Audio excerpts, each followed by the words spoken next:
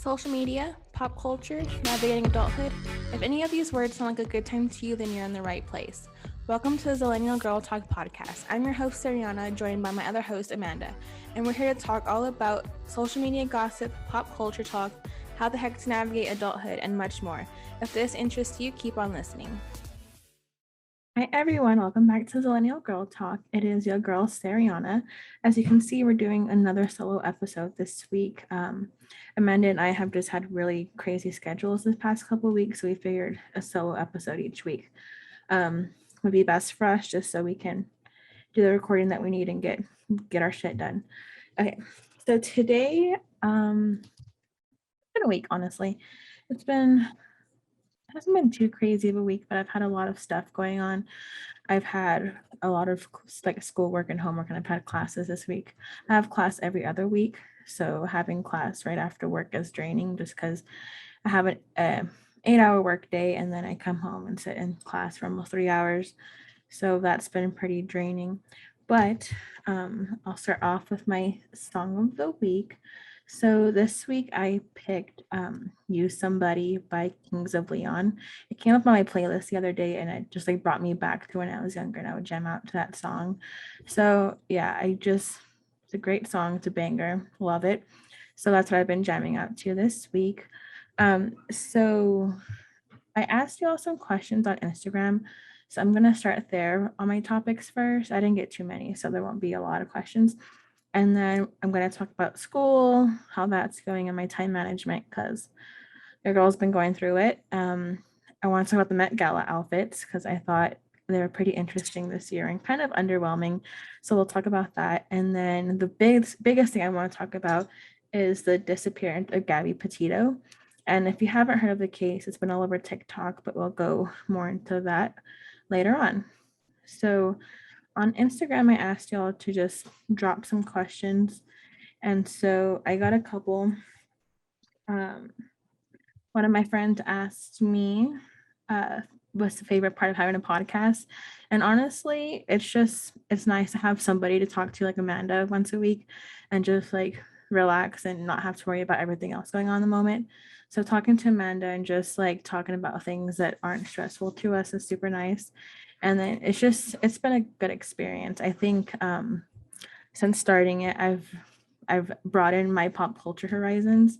So I think that's pretty cool too. One of my other friends asked me, how do I juggle everything on my plate? So that's kind of the time management talk. So I do work 40 hours a week, and then I have school part-time, and then I have an internship. And so with school, I'm taking 3 classes, and then I'm doing an internship.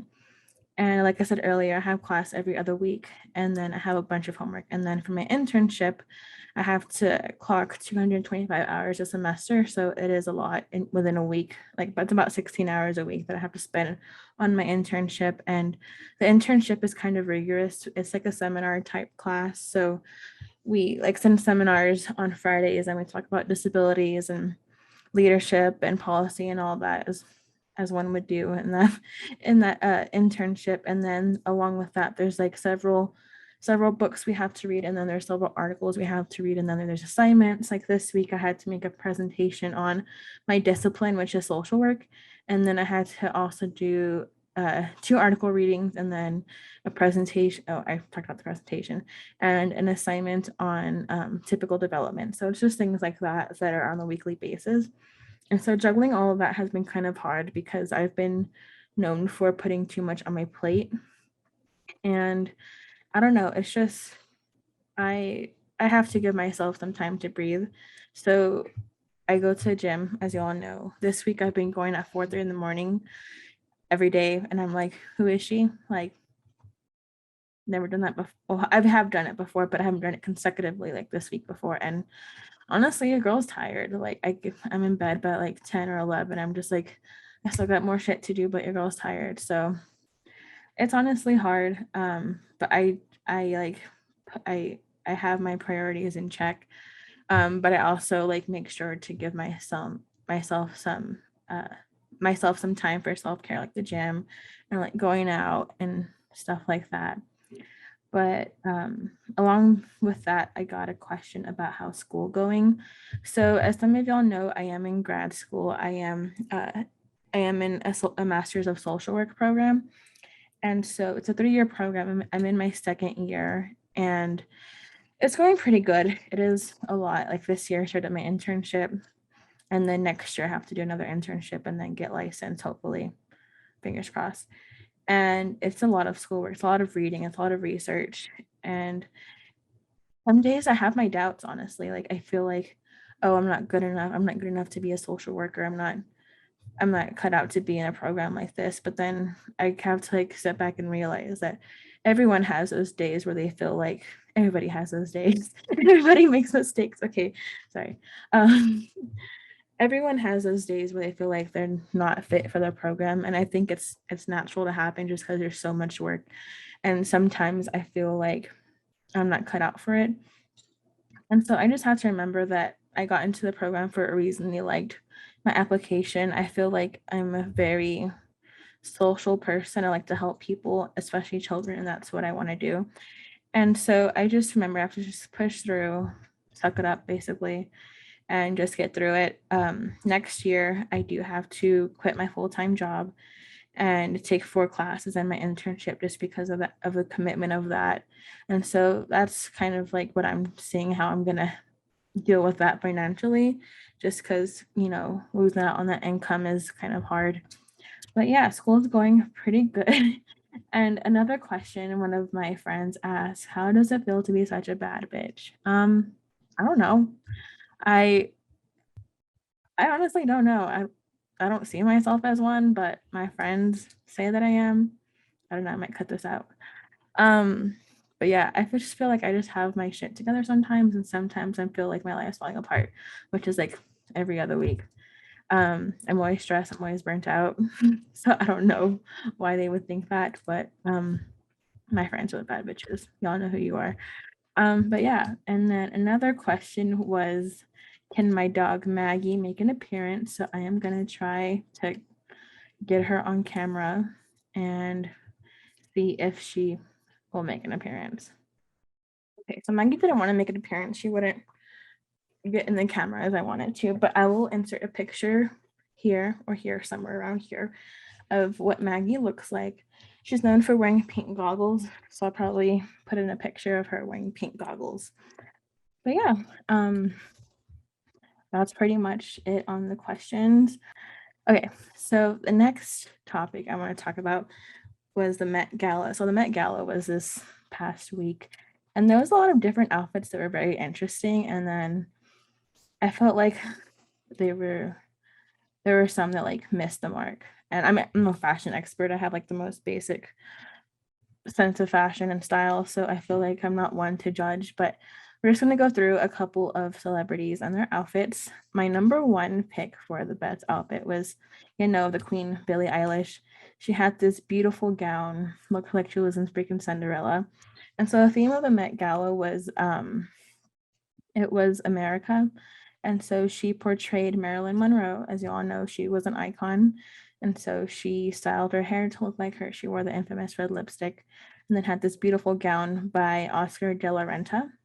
And I think in the Met Gala, celebrities work with designers to get their outfits. And so I'll, yeah.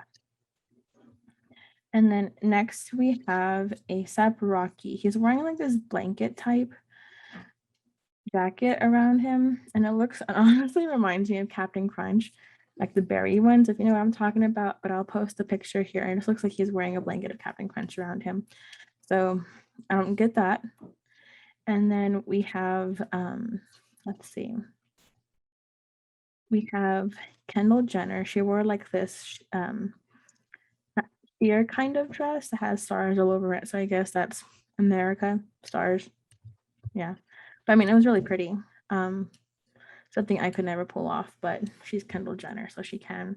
Another big talk of outfits was Kim Kardashian. She looks like she was covered in black head from toe, and she looks like she could belong in Harry Potter as a Dementor. And seeing all the memes of that is hilarious. But there's also like theories that it's not really her, so that's pretty interesting. Um, yeah, and then we have Little Nas X. He wore like three different ensembles of outfits. He wore, and they're all like gold themes, but they were like pretty interesting. And I'll enter the picture here so y'all can see. But yeah, and then there was also some that were not politics, but they wanted to make a statement about like current events going on. So Cara Delevingne, she wore a bulletproof vest that says "Peg the Patriarchy," and I 100% agree, loved it. And then AOC wore a white gown, and on the back it said "Tax the Rich." And this one was very controversial because people are like, "Well, you're at the Met Gala, you must have money, right?" But I read that all New York, all representatives are invited to the Met Gala, or like most of the representatives. So she was invited, and people were saying how she only makes $130,000 a year as compared to like all these other celebrities who make millions of dollars a year. So there was that. I mean, I thought it was a good statement. And then a basic outfit that I saw was Haley and Justin Bieber. Justin Bieber just wore a black tuxedo with some baggy black pants, and then Haley wore this pretty black gown that had like a V a V cut in her dress, but it was really pretty. I feel like there was more that I of people that I knew, but oh Lord, she had a pretty good outfit. She is Lord, so she can pull off anything. So I thought she looked pretty good. Oh, and another one was Timothy Chalamet. So he wore like a white tuxedo and then wore your basic white Converse high tops. So I mean, Converse are kind of America. Everyone wears Converse here, especially on the leg days. And then I think that is it. There were a lot more celebrities that wore a lot more extravagant things.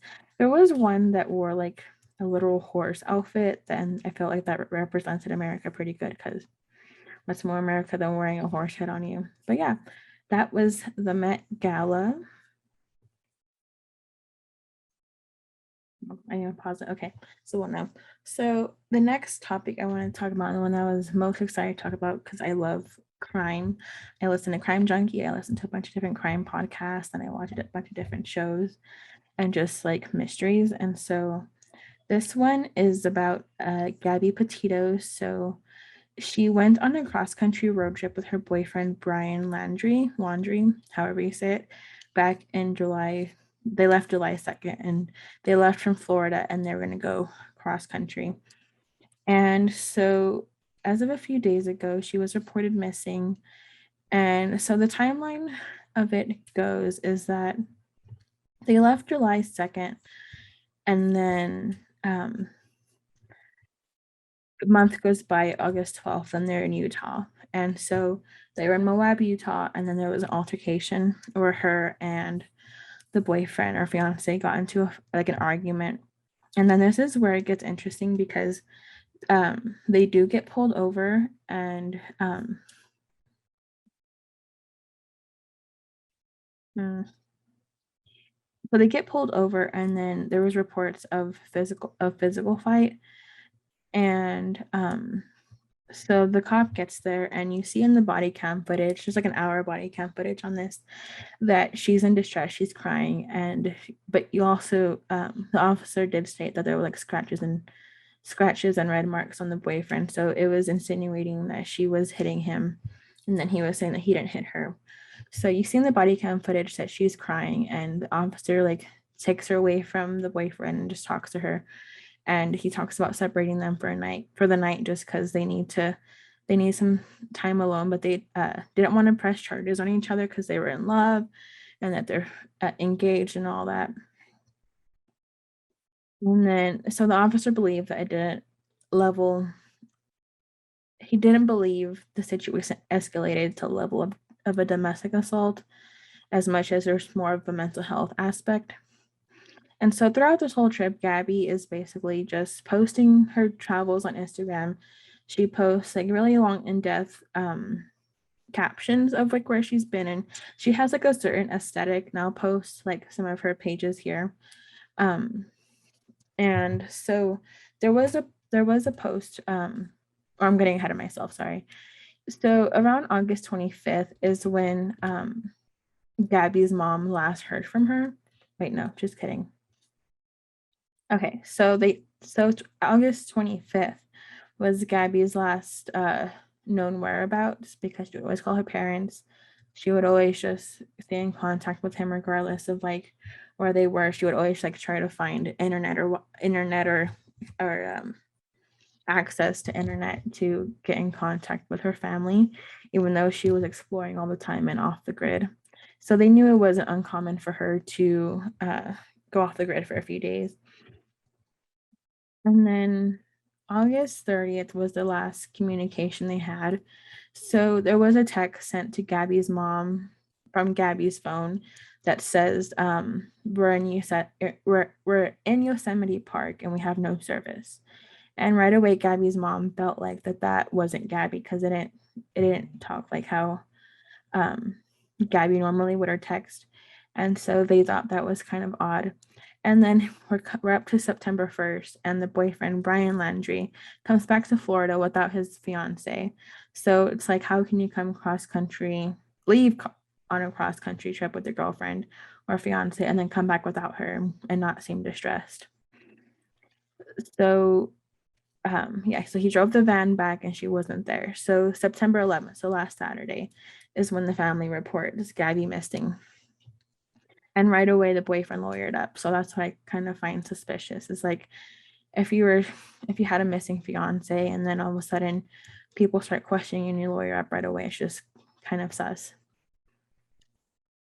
And I also read that he didn't want to talk to the police, but the police did get the van to process for evidence, and then they're still investigating that. And then September 15th, so a couple days ago, is when the fiance was named a person of interest, not a suspect, but a person of interest in the whereabouts of Gabby, because he was with her the whole trip.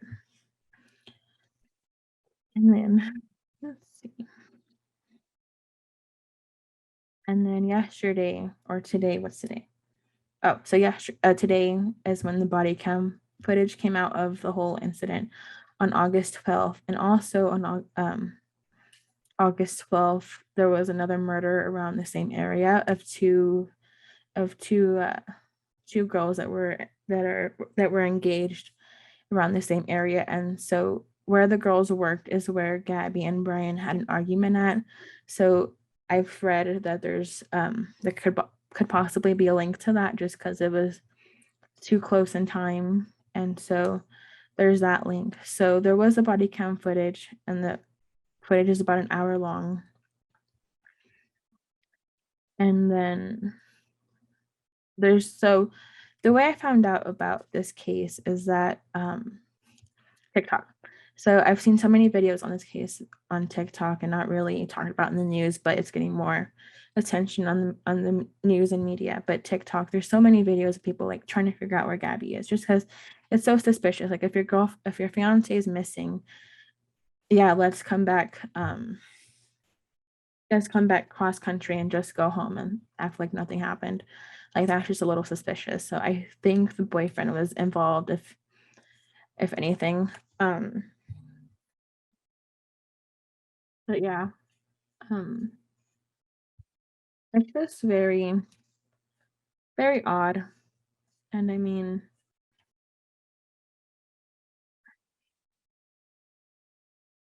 yeah.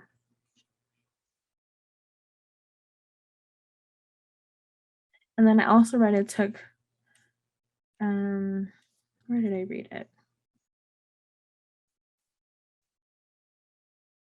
Like, it takes 10 days for, hold on. Okay, so back to my point. So there was a point where the fiance didn't tell the family that she was missing for 10 days. So like, during those 10 days, you don't know what happens. And so it's just a little odd. Like, there's the Instagram post that doesn't seem like her regular post. And then there's a text to her mom that doesn't her mom feels like it wasn't her. sending that text. So it's just a lot of different things going on, and it's just very sketchy. So if y'all want to talk about this more, you can DM me at the Zillennial Girl Talk or DM me personally at Seriana.26. If you have any theories on this, yeah, just let me know. It's definitely sad just because she's still pretty young. I think she was about my age or a little bit younger. So yeah. So yeah, she was 22.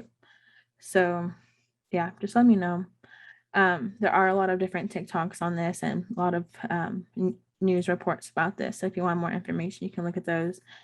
But besides that, that's all I wanted to cover today. It feels weird not having Amanda here. Like I'm used to just bouncing off of her.